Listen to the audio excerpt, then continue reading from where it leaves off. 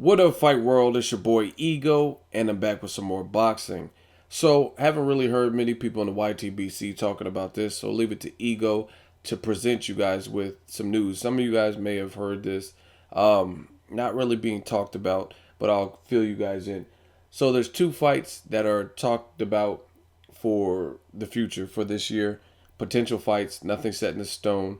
That's Amir Khan versus Josesito Lopez and Andre Ward versus Mikkel Kessler Part 2. Now, I want to talk briefly about Andre Ward Kessler 2, and then I want to spend the rest of the video talking about Amir Khan, Josesito Lopez.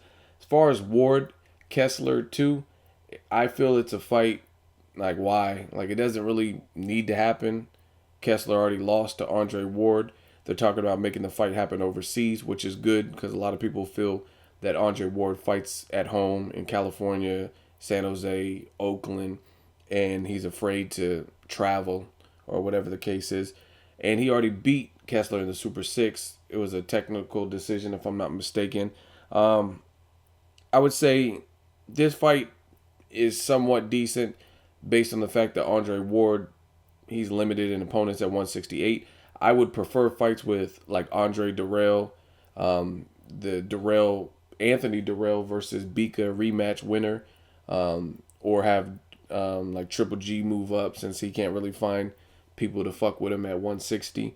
Have him move up. Carl Froch rematch just because Carl Froch has done more since they initially met in the Super 6 than Kessler has done to me. Like Kessler lost to Carl Froch. Carl Froch came back, beat Kessler. Also, Carl Froch had a tough fight with George Groves, won.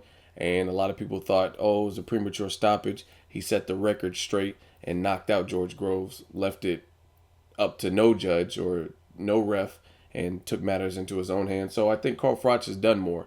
So since the Super 6, Kessler hasn't done enough to really warrant this. It's somewhat decent just based on the fact that Andre Ward, he's running out of opponents and he's been inactive, like heavily inactive, from shoulder surgeries to suing his promoter time and time again. So it would be good just to see him in a fight, period, because it's only so long you can hold his spot as number 2 pound for pound or wherever you rank him if he's not active and these other guys are fighting 1, 2, and 3 times a year or whatever the situation is. So it's an okay fight. Again, I'm not clamoring for it. It's not a fight that I feel I absolutely have to see. It's not hard for me to make a prediction. I don't care if they're fighting in Denmark. I don't care if they're fighting in England. I don't really see Kessler beating Andre Ward. That's just my personal opinion. But it is what it is. It sounds like a stay busy fight to keep him active, throw him something so the public doesn't forget about him or whatever the situation. Amir Khan versus Josesito Lopez. Another fight that if this fight is made, it could be entertaining. Both fighters we know have heart. Both fighters come to fight. But to me, I don't understand like this type of matchmaking. Like, what is the point of having Amir Khan versus Josesito Lopez? Lopez has lost like 3 of his last 6 fights. He got stopped by Marcos Maidana, got stopped by Canelo. I mean, he moved up in weight, so you could say, okay, the Canelo was a mismatch. But he looked shaky against Mike Arnautis at best, you know what I mean? Victor Ortiz, he was behind on the scorecards. He had a shocking upset win, and it was a great win for him, and I take nothing away from him. He's a likable guy. I like to watch him fight, but I just don't see why he'd be in the picture for an Amir Khan fight.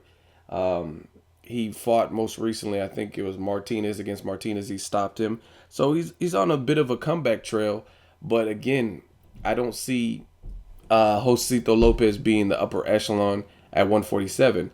Likeable guy, entertaining guy, comes to fight, but again, I don't see him being the premier guy at 147. I see a lot of guys beating him at 147. So unless it's a newbie, like, you know what I mean, maybe a Danny Garcia or Adrian Broner, someone who's not like a permanent resident at 147 or just moving up. So if you don't train, you don't come correct, you don't have any skill or whatever, Josesito Lopez can beat you. But to my understanding, Amir Khan said he wanted those big fights. He wants the Pacquiaos of the world, the Marquezes, the Mayweathers, the guys with big names. Plus, he's been screaming out for a Mayweather fight. So to me, if he does beat Josesito Lopez, which I would predict him to beat, I just don't see how Josesito Lopez is going to beat him. You could say Amir Khan has a glass chin or whatever the fuck you want to say, but Amir Khan can box, and he's been boxing more responsibly with Virgil Hunter. It sounds like they're getting in their little groove. So I think that's too much speed for Josesito Lopez. Like I said, he lost 3 fights out of his last 6 fights. He seems like a guy that can get knocked down at least. Amir Khan has that range and the speed. Looked good at the weight. He said he was killing himself to make 140, so 147 looks like it could be a good transition for Amir Khan. I just really don't see what this fight proves. If Amir Khan knocks him down 3 times, knocks him out, stops him, or whatever, to me that doesn't signify Amir Khan is the best at welterweight. So what's the point of this fight? I mean, I would rather see Amir Khan fight the Kell Brook Sean Porter winner. That is a meaningful fight. If he fights the winner of that, then that means something. We have something there. If he fights Keith Thurman, if he fights Mayweather, the Pacquiaos, the Marquezes, established guys like that, those all mean something. Those wins mean something. To me, Josesito Lopez, no disrespect to him, it doesn't mean much. Marcos Maidana beat him. Victor Ortiz was en route to beating him. He just got a broken jaw.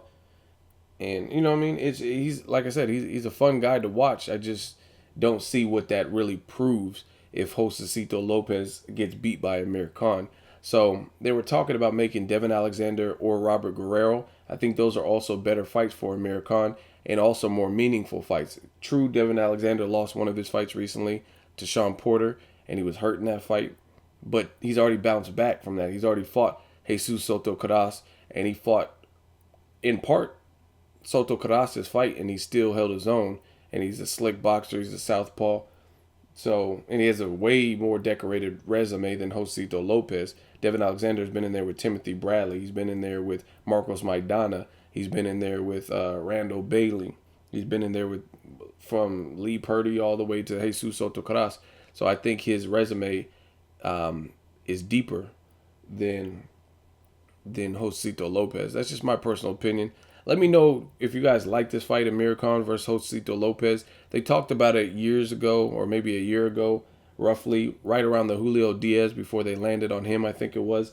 They were talking about making this fight, but the fight fell apart because at the time, I believe Khan and his team wanted a fight with either Josesito Lopez at a catchweight or Sinchenko at a catchweight, and neither fighter was really willing to budge and go as low as Khan and his team wanted them to go. Like Khan was trying to get closer to the 140 mark, and they were trying to get closer to the 147 mark, and they just couldn't agree to the terms. So the fight with Josesito Lopez was initially scrapped. Again, I just don't really see this as a meaningful fight, and I don't really give Josesito Lopez that much of a chance, as mean or rude or whatever as that may sound. I just don't see how he's going to outbox Khan.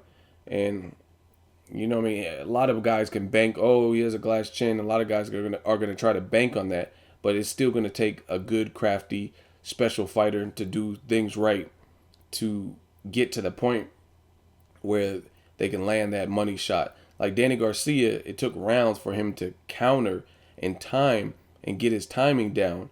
And he threw, and let's not forget, Danny Garcia has perhaps one of the best left hooks in the business. Him and Nonito Donaire, when Nonito's on his A game, kind of some of the best left hooks in the business. You know what I'm saying? Josesito Lopez, he doesn't really embody that. He doesn't really have like counter punching abilities where he's just an awesome counter puncher.